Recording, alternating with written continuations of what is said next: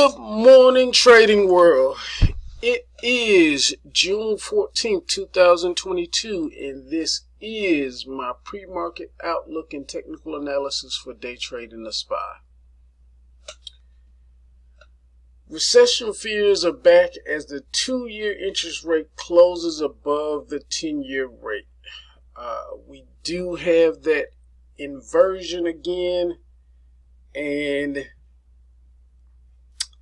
I'd like to show you on the chart, and this is the Treasury website, and most prominent signs, or most people believe that once the 2-year interest rate crosses above the 10-year interest rate,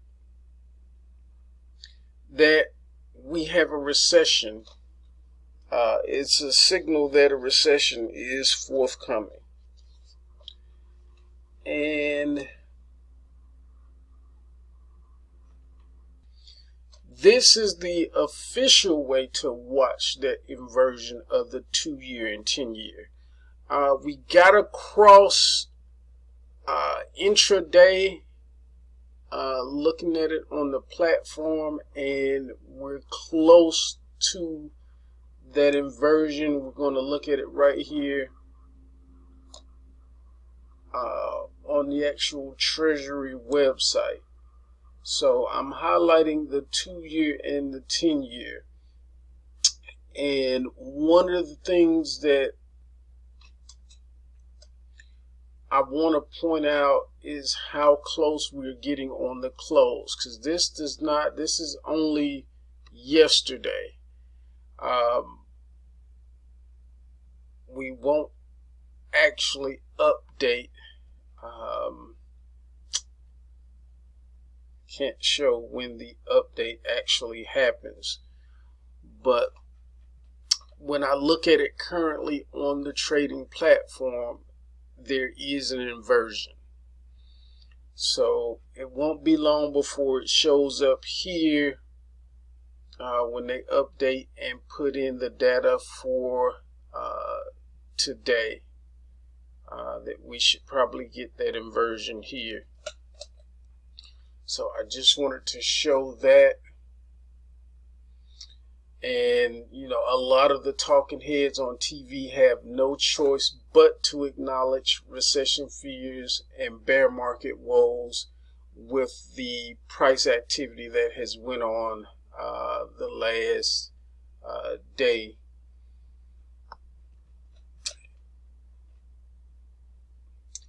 If you are still in Bitcoin, you may need to cut your losses. I don't talk about crypto much, but I have been seeing signs of a break in the crypto market that could see the whole crypto market implode, with only maybe 2 possible survivors walking away when all the smoke clears.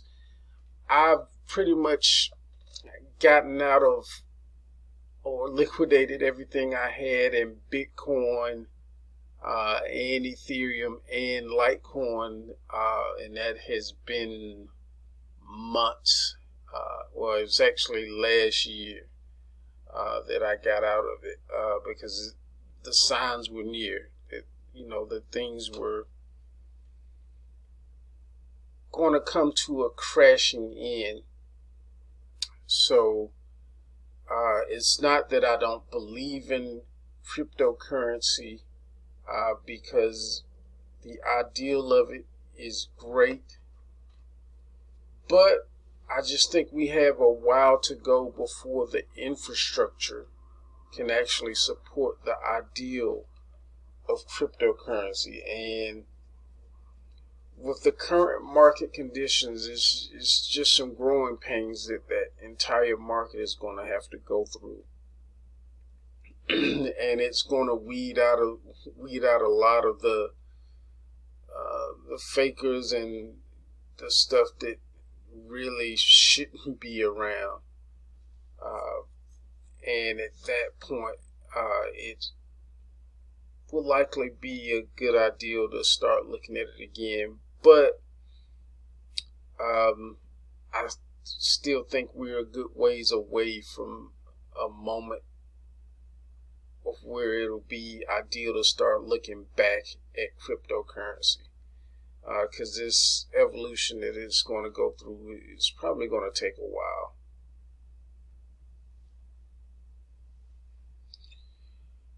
All right, let's get to the key levels of the day. All right, here we are back with the key levels of the day, starting on the resistance side. We have our jack resistance at 377 to the 378 area. Then we have our all-important queen resistance, which is 379 to 381 area, which it will take a lot to break through this. We'll probably get a couple tries before we actually break through that 380 level. And then the king resistance we have at 382 to the 386 area. Big air pocket, so once we get above this 381 area, we could really fly for a while, getting us up here to this 382 to 386 area. On the support side, we have our jack support at 375 to the 374 area. Queen support, we have 373 to the 372 area. And then king support, 373, and this should be 67. 373 down to the 367 area. So those are the key levels of the day. The main thesis for today is bullish, closing above the 375 with a projected target high between 379 and 386. The alternate thesis is bearish, closing below 375 with a projected target low of between 373 and 367. Warning, we have an elevated VIX, but I don't think it has even hit its stride yet. Still looking for VIX to hit the mid 40s. That may come, it may not come until the FOMC announcement, but I do think VIX has a way to go before we crest off at some temporary highs, which I see being in the mid 40s. The other thing to be aware of, when we have VIX this high, two-sided trade can be mind-blowing. So it is possible that we get a good portion of both the alternate and main thesis today. We are likely to see a gap in internals, which could get some pop-up in price action. I do expect some pop-up in price before the FOMC announcement at 2 p.m. tomorrow. A good portion of that will happen possibly today, and then we could see the bigger portion, or a lot of it, happen the morning before the FOMC announcement. We usually get this kind of liftless float before the announcement, and that float could be, if we're looking at a down reaction, that float could be up. And if the reaction I'm looking for is up after the FOMC announcement, that liftless float could be down. It's just like just a robotic fade or algorithmic fade until the announcement. So be mindful of that.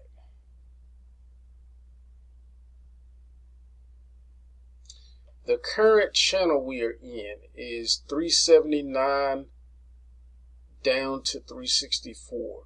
The next major channel is 364 down to 353. Keep in mind, if we go up, the major channel above is 379 up to 397. And that brings us to the scenarios for the day. Alright, our first scenario is our expanded range day structure. We could look to set a boundary high around the jack or queen resistance area before falling to the low boundary. Again, I want to remind you that range day structures, or diagramming the range days, are the hardest structure to range day because there's so many different combinations that could happen. So the key thing that you want to take away from it is, on the expanded range day, it means we look to set a boundary higher or low, and then it usually has a bias. The expanded range day usually has a bias, whether it's bullish or bearish. And looking at today, it could possibly bullish.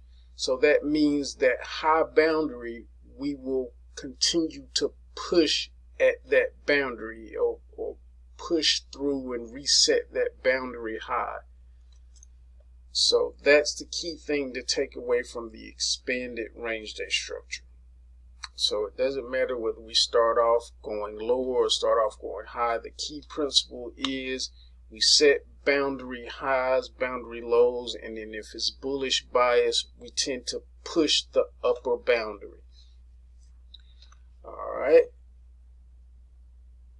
Well, let's bring up the next scenario.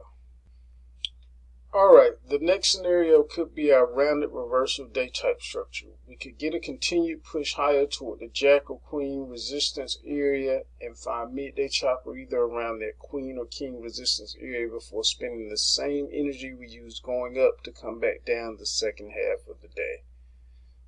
So that's our rounded reversal day type structure. Also be aware of the vice versa scenario that is possible to happen, which we would get the actual opposite scenario where we would continue down and find our midday chop around either the jack or queen, jack or queen support area before using the same energy we used to come down to go back up this with the same amount of force. And let me correct that. This midday chop area could be around the queen or king support area. So that's our rounded reversal day type structure. And that brings us to the last scenario. All right, our last scenario could be our trend day up structure. We open gap up, start with a fade back toward the previous close represented by the blue line. We find support on or before that previous close, then begin the uptrend for the morning. We find midday chop around either the possible queen or king resistance area. And that's our trend day up structure. And it'll be interesting to see how we close the day. If this is a trend day, to see whether we get a decent amount of fade going into the close. So those are the scenarios for the day. I hope this helps.